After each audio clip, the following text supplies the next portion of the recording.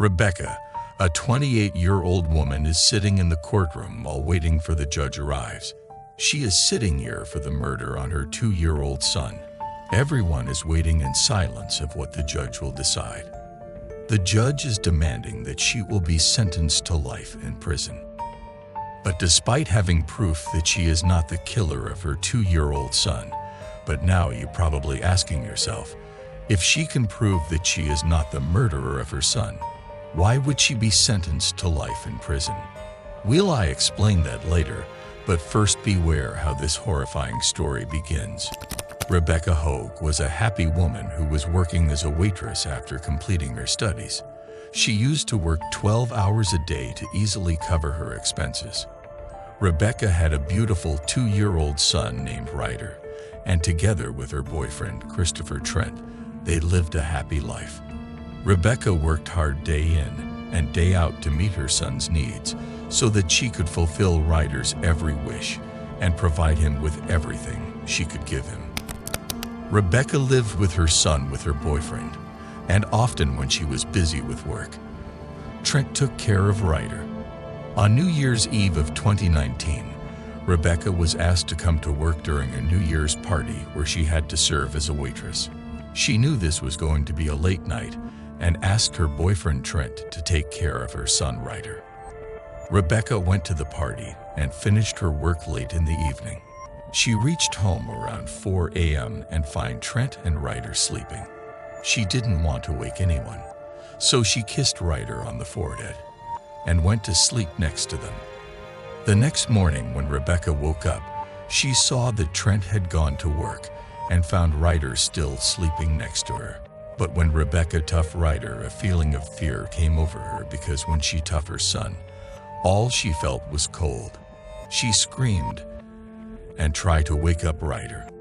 But when he not wake up, she started to panic. Something terrible must have happened to her son. In a split second, she ran downstairs and gripped the phone where she called 911. "Hello, ma'am. What is your emergency?" "Oh my God. He's cold," that were the only words Rebecca could say. Not many minutes later, Rebecca's house was visited by the police, included a medical specialist to find out what happened. He came and examined the child. Ryder was not breathing and his body was cold. The medical specialist used CPR and all other emergency life-saving methods, but nothing was working. They were unable to restore Ryder's breathing. They immediately put Ryder in an ambulance and took him to the hospital, and they directed Rebecca to come to the hospital as well. On her way to the hospital, Rebecca called Trent to tell him about the incident, but there was no answer. After arriving at the hospital, she tried to call him several times but received no answer. It wasn't long after arriving at the hospital when Rebecca was told the terrible news that they were unable to save her baby boy. He had died before they arrived at the hospital. Completely devastated and shocked, Rebecca receives the news and not much later bursts into tears, crying and begging on the floor that it isn't real. But there's a catch because the doctors had done a complete examination of Ryder, but the revelations they made were no less than an apocalypse for Rebecca. Doctors said that Ryder died due to blunt force trauma and that his body had deep marks of violence.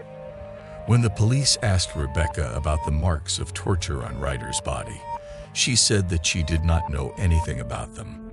The police arrested Rebecca on suspicion of involvement in murder and took her to the station, where they concluded that Trent, Rebecca's friend, would also be a suspect in this case. But in search for Trent, they could not find him on his work. Where did he go?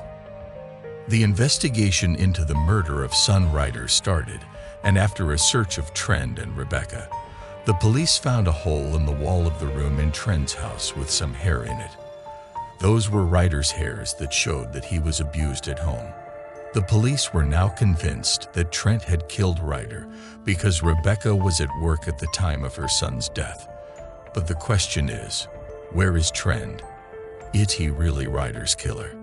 What do you think? The police had to find Trent as soon as possible. Different teams started searching the whole city, but for 3 days there was no trace of him. Rebecca was still trapped at the police station in the meantime, and you may wonder why they don't release her. I promise I'll reveal it in a second. But on the 4th day, a police team was searching a hilly area when they saw something that shocked them. They saw a dead body hanging from a tree, and after identifying it was Trent's body. But now comes the shocking part. A few words were carved on a tree. When one tried to read these words, it said that Rebecca was innocent. Now the case was clear before the police. Trent had tortured Ryder to death and then committed suicide out of fear of the police. But things are not as simple as they seem.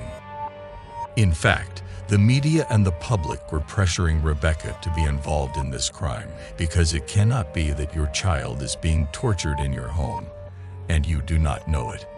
According to state law, if you yourself allow violence against your child, you will also be charged with first-degree murder. When questioned by the police, Rebecca admitted that she didn't know that Trent had abused Ryder in her absence, but that she had seen minor injuries on Ryder's body before. She could not believe that Trent had brutally abused her child, but the police soon disproved Rebecca's claim.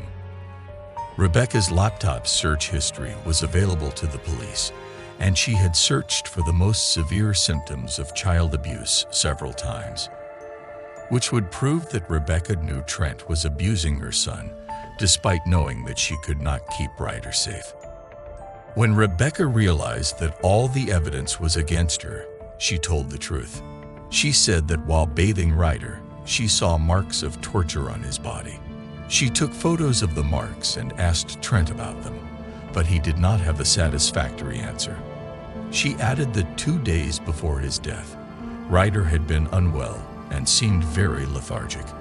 And when she asked Trent about it, he said that maybe Ryder had the flu, which is why he seemed lethargic. That's why Rebecca first searched the internet for flu symptoms and later read articles about signs of child abuse. She knew that there was something wrong, but she not expected that Trent would ever kill her son. When Rebecca was brought before the jury, they questioned her about why she wanted to be with Trent knowing all of this and why he was torturing Ryder.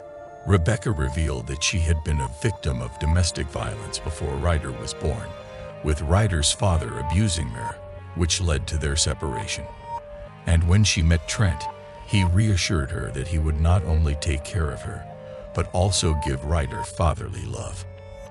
Rebecca said that she wanted a better future for herself and her son, so she agreed with Trent, but over time, she realized that Trent didn't like Ryder at all.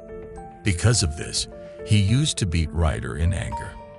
After hearing all the evidence and explanations, the jury asked the judge to sentence Rebecca to life in prison for failing to keep her child safe and protect him from violence. But the judge rejected the jury's plea and sentenced her to 16 months in prison. She had already spent 3 months in jail during the case, and now she had to spend only 13 more months in jail. Rebecca lost her beloved son Ryder, but this case is a lesson for us all.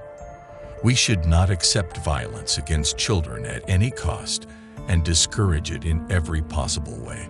Whenever we have even the slightest suspicion of child abuse, we should contact the police immediately so that help can be provided before a child loses his life. Let us know what you think about this case in the comments. Thanks for watching.